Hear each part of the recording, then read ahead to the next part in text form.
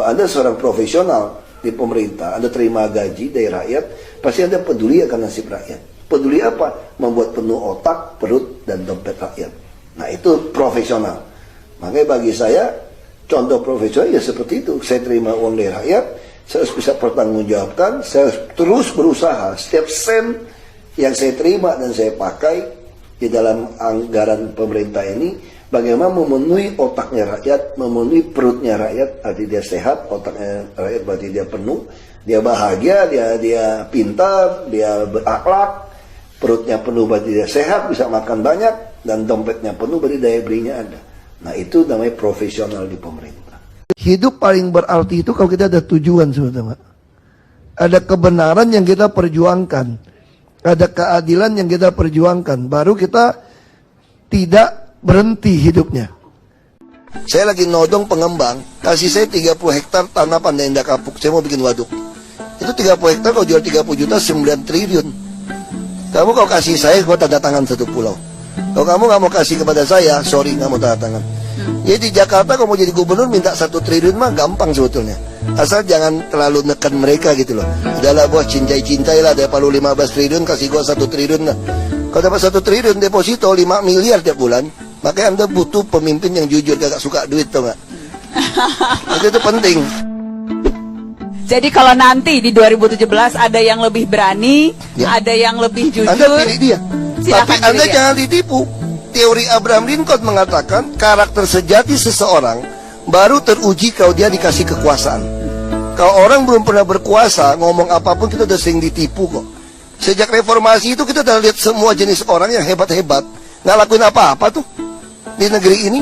Saya belum pernah dengar ada pejabat yang berani nantang kepada seluruh pejabat, periksa harta saya, biaya hidup saya, dan pajak yang saya bayar sesuai nggak. Itu baru pejabat bersih. Anda berani itu, Pak Ahok? Saya selalu konsisten ngomong sejak bupati. Sampai hari ini saya nantang sama semua orang. Ini ada undang-undangnya loh, hasil ratifikasi konvensi PBB melawan korupsi. Undang-Undang nomor 7 tahun 2006.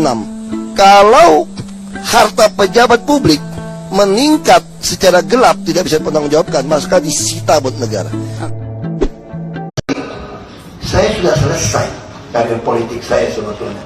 Saya katakan, orang mayoritas beragama sudah mencap saya dengan stempel penista.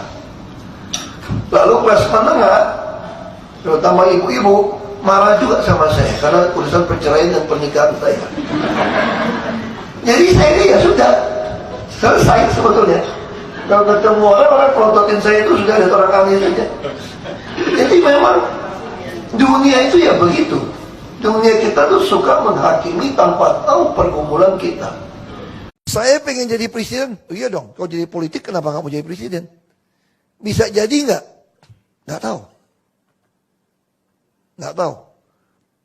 Makin orang nekan saya, makin mau potong saya supaya nggak jadi presiden, saya makin mau jadi presiden. Orang marah kan sama saya kan? Mana bisa jadi presiden? Lu udah selesai. Ya sudah. Itu kata kamu. Gue jalan terus aja pokoknya. Kan saya masih ada nafas. Saya berhak dong punya keinginan. Masa saya nggak boleh punya keinginan jadi presiden? Lalu orang marah. Ya marah kalau urusan kamu lah. Gue nggak mau pusing. Harusnya ada tindakan pekerjaan ini gitu. Nah kalau saya nggak ke lapangan, saya tidak tahu maksud Pak Gup itu apa gitu loh.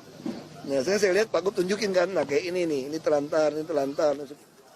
Dalam duet besukan kali ini, Jokowi Ahok meninjau pembangunan Kampung Deret, Petogogan, Jakarta Selatan.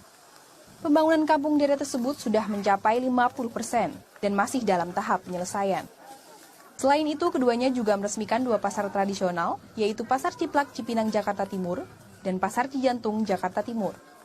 Kedua pasar ini merupakan bagian dari 54 pasar yang diremajakan Pemprov DKI. DPRD setuju 1 triliun ke PD Pasar Jaya. Supaya PT Pasar Jaya itu tidak lagi kerjasama dengan swasta yang membuat rakyat tidak bisa beli pasar, terlalu mahal pasarnya. Belusukan orang nomor 1 dan 2 di Jakarta menarik perhatian banyak orang.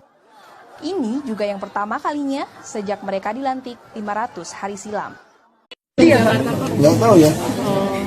Pak, katanya tahu, kalau pengalaman saya sih sebenarnya Jakarta itu pompa semua udah cukup oke, bendungan tanggul juga udah oke. Jadi perhatikan aja. Biasanya kalau hujan lama kemarau, kalau langsung hujan, biasanya tuh memang banyak kayu-kayu ranting nutupin saringan. Nah kita dulu selalu taruh alat berat. Kalau saringan ketutup, tentu volume air kan nggak bisa turun cepat. Nah sama tentu pasukan oranye mesti keliling, pasukan biru juga mesti keliling. Tiap kali hujan, kan Jakarta kan banyak, kadang-kadang orang buang sampah, jangan nyumbat. Kalau nyumbat volume turunnya telat. Sama pompanya masih diperhatikan, jalan jamnya masih penuhin. Jangan ngidupin pompanya telat. Kalau kamu telat nggak keburu.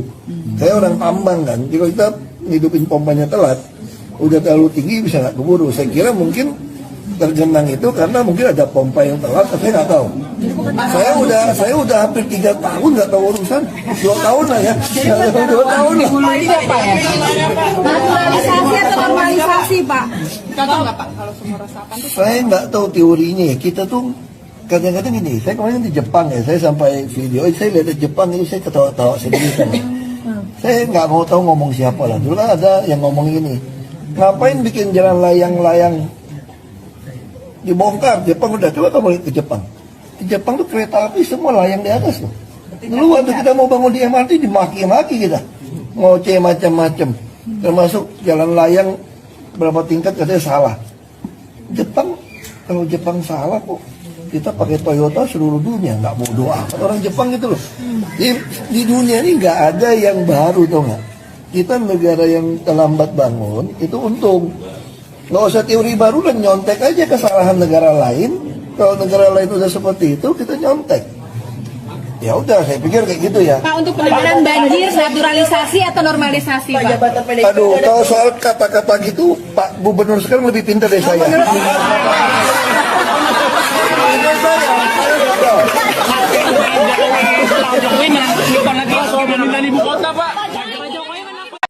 Penak toh, zamanku jadi gubernur.